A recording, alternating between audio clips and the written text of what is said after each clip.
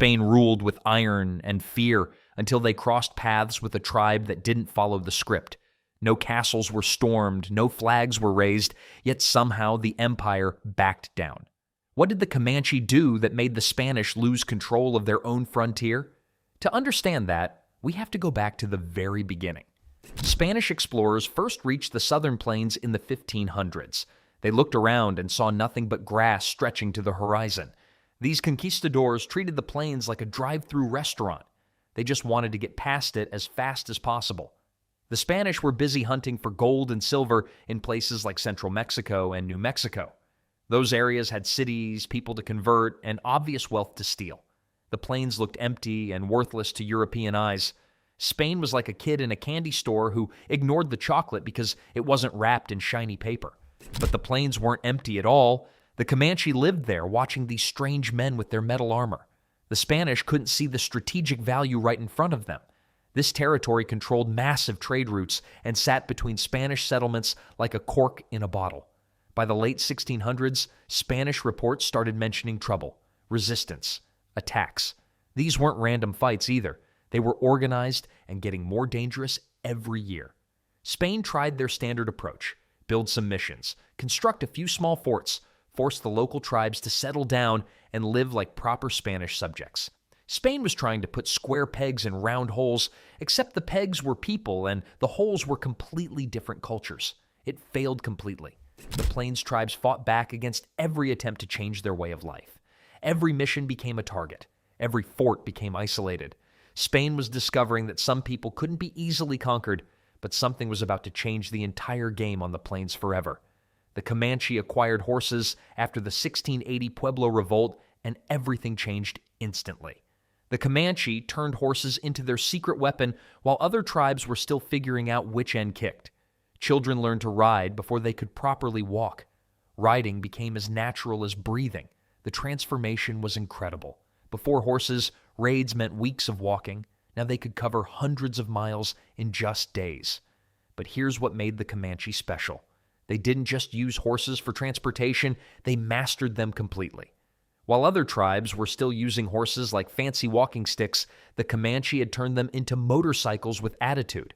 They bred thousands of horses and developed horse management into an advanced science. Their riding skills became legendary.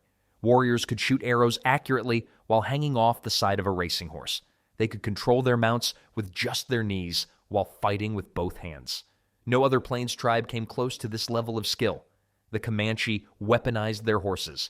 Mobility became their greatest strategic advantage. Entire Comanche camps could pack up and move faster than Spanish troops could march. One day, a camp would be in one location. The next day, it would be 50 miles away. Spanish soldiers would arrive to find empty grassland and horse tracks leading everywhere. The horse transformed the Comanche from a regional tribe into a mobile empire that moved faster than bad news. Now they had the perfect tool to put their new power to the test. Comanche raids became Spain's recurring nightmare. These weren't desperate attacks by hungry people. They were sophisticated military operations that happened with clockwork precision. The Comanche turned Spanish settlements into their personal supply depot, except they never asked permission and the staff couldn't stop them. These raids followed predictable seasonal patterns. Spring and summer brought major operations. Dozens to hundreds of warriors would coordinate strikes against multiple targets simultaneously. They knew exactly when and where to hit for maximum damage. Spanish presidios and missions were poorly designed for defense. The walls were too low. The gates were weak. Most weren't built to withstand serious military attacks at all. Spanish forts were built like garden sheds trying to stop tornadoes. The Comanche strategy was devastatingly simple. Hit hard and fast, then disappear completely. By the time Spanish soldiers showed up, they'd find burned buildings and empty corrals. Spain's military response was embarrassingly slow. Orders had to travel hundreds of miles. Troops had to organize and march across difficult terrain. The whole process took weeks. Meanwhile, the Comanche were already planning their next 3 raids. The livestock losses were catastrophic. Horses, cattle, mules, all gone. These animals were the foundation of frontier life. Without them, Spanish colonists couldn't farm, couldn't travel, couldn't trade. But the Comanche weren't just stealing animals. They were stealing Spain's ability to fight back. Every captured horse made them stronger, and Spain weaker. Fighting the Comanche was like trying to catch lightning with a butterfly net. Soon, these hit-and-run raids wouldn't be enough for the Comanche. They were ready to make an even bigger statement. In 1758, the Comanche decided to send Spain a clear message. They gathered over 2,000 warriors and surrounded the San Saba mission. This wasn't just another raid. This was a declaration of total war. The attack was massive and perfectly coordinated. Warriors from multiple bands worked together in a sophisticated military operation. They surrounded the entire mission complex, cutting off all escape routes. Then, they systematically destroyed everything. The Comanche had just deleted a Spanish settlement like it was a computer file. Spain tried to rebuild. They sent more soldiers, more supplies, more missionaries. The Comanche destroyed those efforts too. Every attempt to reestablish Spanish religious control met the same fate. Spain kept trying to rebuild sandcastles while the Comanche brought bigger waves. The mission system completely collapsed across the entire region. These buildings weren't just religious centers anymore.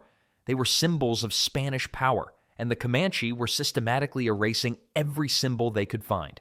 Forts became isolated outposts cut off from supply lines. Soldiers lived in constant terror. Many forts were abandoned completely when they became too dangerous to maintain. The psychological impact was enormous. Indigenous groups that had been cooperating with Spain started switching sides. The Spanish alliance system crumbled like old paper. What made this so devastating was the scale of coordination. The Comanche had built a coalition of allies who could field thousands of warriors when needed. Spain was facing an enemy that organized better than their own bureaucracy. Every destroyed mission and abandoned fort proved the same brutal point. Spain couldn't protect its own people or institutions. Surely their mighty military could find a way to stop this. Spanish soldiers were trained to fight European wars, not plains warfare. Their muskets were slow to reload and inaccurate at long range. Their cavalry was designed for charging across open battlefields, not chasing shadows across endless grassland. The Spanish brought the wrong tools to the job, like trying to fix a watch with a hammer. The command structure made everything worse. Orders had to travel from frontier forts to Mexico City or even back to Spain.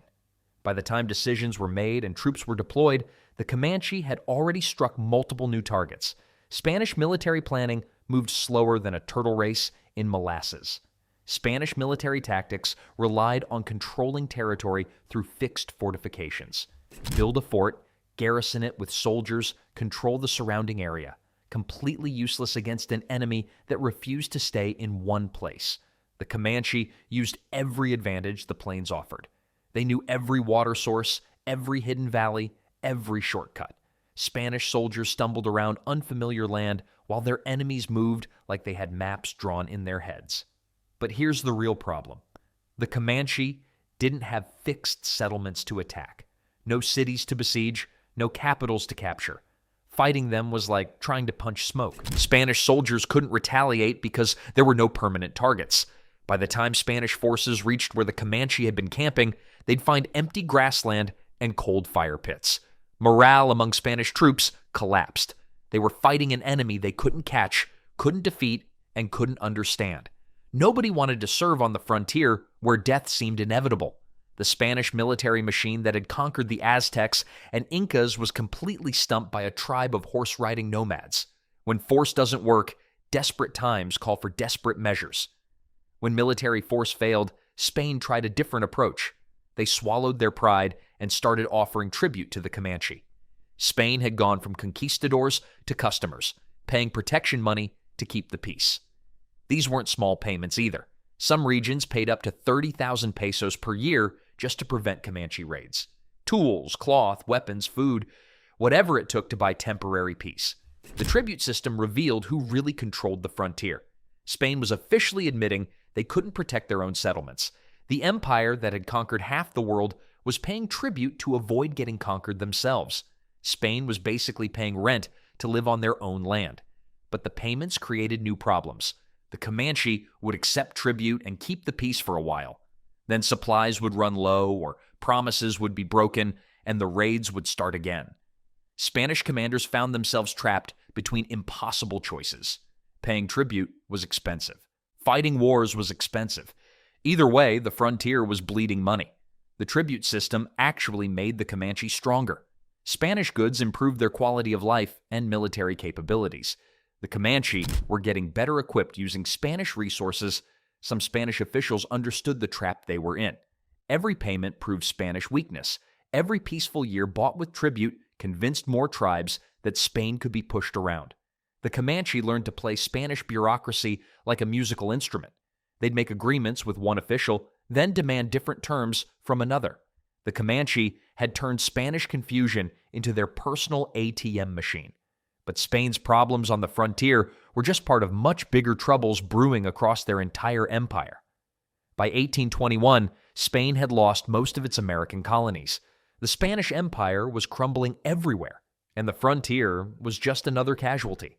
The Comanche had outlasted a 300-year-old empire. The Comanche had more staying power than a 3-century-old empire. That's like a smartphone battery outlasting the phone company. The Comanche still controlled vast areas of the Great Plains and continued raiding into northern Mexico for decades after Spanish colonial rule ended. They'd built their own empire based on horse mobility, warrior skill, and strategic control of trade routes. Spanish officials had documented their constant fear of Comanche retaliation even during peaceful treaty years. Internal reports showed that colonial administrators lived in ongoing anxiety about what the Comanche might do next. Other colonial powers struggled just as much when they encountered the Comanche. French traders, Mexican authorities, even early American settlers learned the same hard lessons Spain had learned. The Comanche were like a bad neighborhood that nobody could gentrify.